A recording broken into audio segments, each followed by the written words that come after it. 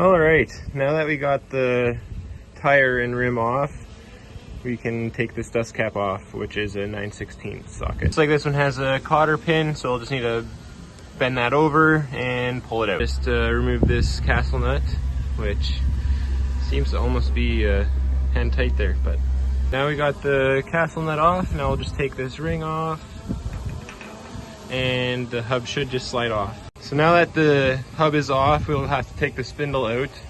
And how to do that is you'll need to take off the bolt that holds the spindle on, which will take a 15/16 socket. Nice. Okay, now that I feel like this guy is loose.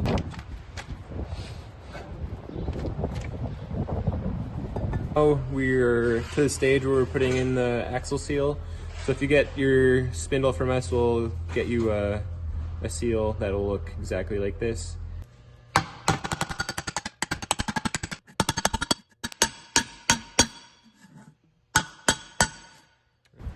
Alright, now to install the spindle, we'll have to put the cable through the bushing, and when you put this spindle in, there should be a sticker that says top, so you can just make sure that's facing up.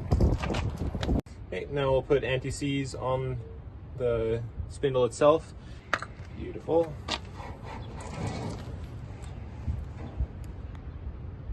Like that. And we'll put the bolt through. And she's bolted on. Now it's time for the outer bearing.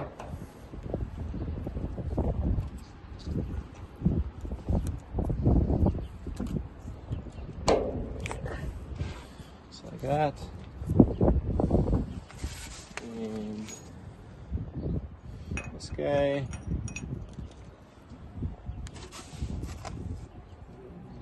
Castle nut.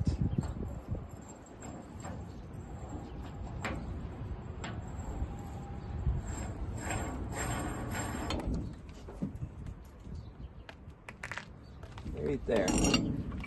All right, now that we got it full of grease, we can put the dust cap back on. Beautiful. And I'll bolt it back on, then we're ready to put the tire on. Now that we got the wheel tightened down, we can lower the jacks. If you need any help with calibrating, diagnosing, or need any tips, just feel free to give us a call.